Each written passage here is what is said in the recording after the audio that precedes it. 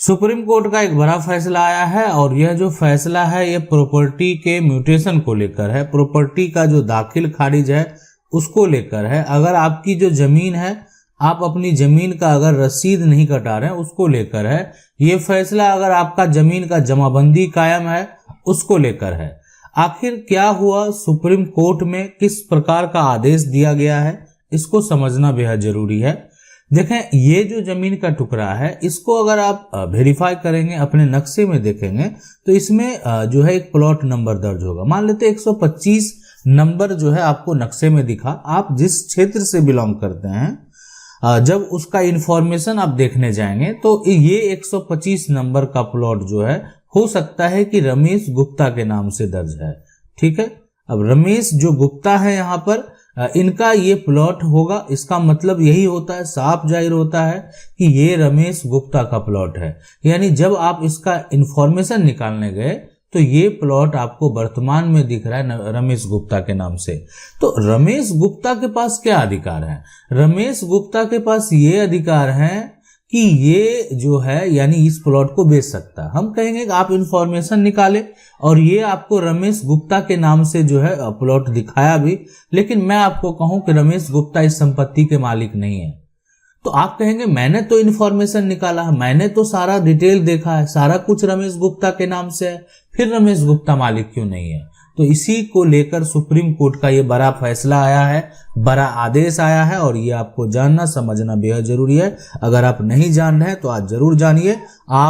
आपसे भविष्य में हम कह देते हैं कभी भी इस प्रकार का ना धोखाधड़ी होगा और ना इस प्रकार की कोई गलती आप करेंगे।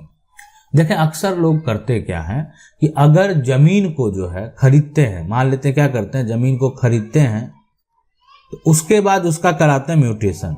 म्यूटेशन का मतलब क्या होता है?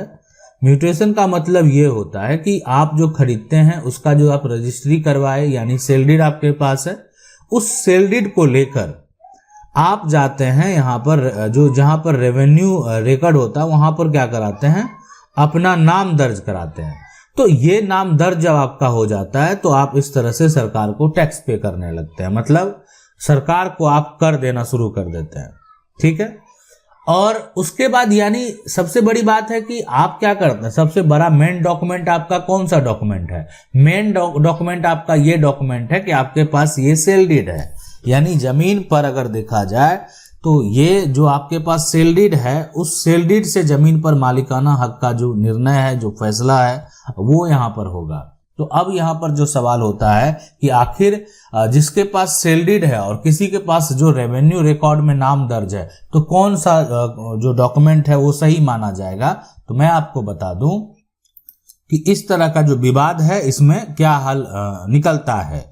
अब यहाँ पर जो सुप्रीम कोर्ट का जो कहना है वो ये कहना है कि देखें, जो भी है, अगर आपकी मान लेते हैं जमाबंदी है, ठीक है, आप जो है रसीद कटा रहे हैं, सारा कुछ जो है, लेकिन ये करा रहे हैं, तो इसका मतलब अगर आप ये समझ रहे हैं कि हम जमीन के मालिक हो गए हैं तो ऐसा नहीं है। सुप्रीम कोर्ट का साफ साफ ये कहना है कि रेवेन्यू रिकॉर्ड में जो है नाम जो दर्ज होता है वो सरकार का अपना एक तरह से वित्तीय उद्देश्य है।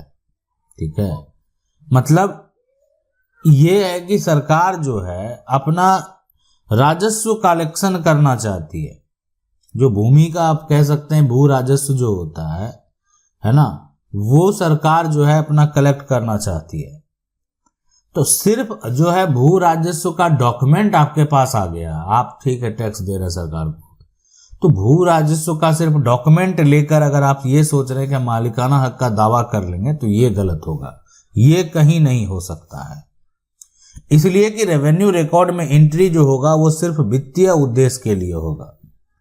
आगे जहां तक अगर हम बात करें संपत्ति का जो अधिकार का संबंध है, तो ये अब जो मालिकाना हक है वो मामला सिविल कोर्ट को तय करना है। सुप्रीम कोर्ट का कहना है ये सिविल कोर्ट का काम है। सिविल कोर्ट जो है पहले मालिकाना हक जो है तय वो कर सकते हैं, वो तय करेंगे कि आखिर संपत्ति का असली मालिक कौन है। यहां पर हुआ क्या, उस बात को समझिए। हुआ ये कि जो 125 नाम का जो एक तरह से प्लॉट है, ये इस पर जो नाम दर्ज है अभी वर्तमान में वो रमेश जो है यहाँ पर गुप्ता के नाम से दर्ज है। ठीक है। और यहां पर जो एक तरह से दूसरा जो यहां पर अगर बात करें कि अजय शर्मा है ना, अजय शर्मा, तो अजय शर्मा के पास इस जमीन का एक सेल डीड है। आप कह सकते हैं कि ये जो सेल यहाँ पर इनके पास जो है जमीन की रजिस्ट्री है, और रमेश गुप्ता जो है इसका जो यहाँ पर अगर दर्ज है वो उनके पास भी कागजात है, और वो सिर्फ वो कागजात है कि उनका जो रिकॉर्ड है उनके पास जमीन का जो है सिर्फ रसीद है।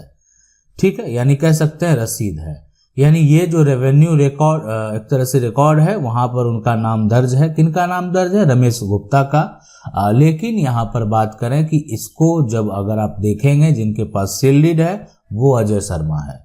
रमेश गुप्ता का जो रेवेन्यू रिकॉर्ड में नाम दर्ज हुआ, जब इसको एक तरह से सही तरीके से जांच पड़ताल किया गया तो पता चला कि रमेश गुप्ता ने अपना नाम सिर्फ गलत तरीके से रेवेन्यू रिकॉर्ड में दर्ज करा लिया है। रमेश गुप्ता की ये अगर बात करें यहाँ पर अभी वर्तमान में रमेश गुप्ता के द्वारा टैक्स दिया जा रहा है, लेकिन अगर सेल डीड की बात करेंगे जो जिनके पास जमीन की रजिस्ट्री है वो अजय शर्मा की है। जमीन का रसीद जो है वो रमेश गुप्ता कटा रहा है, जमीन की रजिस्ट्री अजय शर्मा के नाम है। अब रमेश गुप्ता के पास इतना राइट है, अधिकार है कि वो जाके मान लेते हैं, उनके पास रसीद जमाबंदी है, सरकारी योजनाओं का भी लाभ वो आसानी से ले सकते हैं। लेकिन हमारा कानून क्या कहता है? हमारा कानून ये कहता है, सुप्रीम कोर्ट ये कहता है कि अगर आप जो है ना सिर्फ जमीन का दाखिल खारिज करा लिए हैं, ठीक है, दाखिल और खारिज करा लिए हैं, तो इसका मतलब ये नहीं कि आपके पास उस संपत्ति का टाइटल आ गया।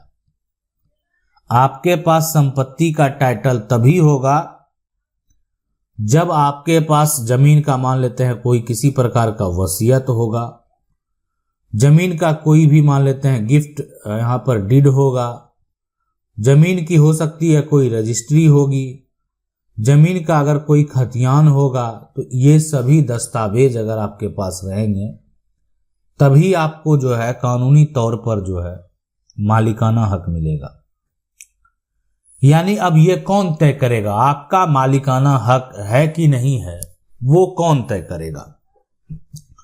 तो देखो ये जो तय करने का काम है कि आप अगर मान लेते हैं दावा करेंगे, आपके पास इन तमाम जो दस्तावेज जो हम बात कर रहे हैं कि टाइटल के लिए सिर्फ जो है अगर आपके पास दाखिल खारिज है तो आपको कोई फायदा नहीं होने वाला है, लेकिन अगर आपको अपना टाइटल साबित करना है उसके लिए वसीयत, गिफ्ट डीड, रजिस्ट्री, खतियान अलावा जो भी है, तो इसको लेकर यानी आपको कहाँ जाना, अपना अधिकार का जो आप दावा करेंगे, आप जो अपना अधिकार वापस प्राप्त करेंगे, तो ये अधिकार का दावा करने के लिए, ठीक है, जो भी है आपको सिविल कोर्ट जाना पड़ेगा।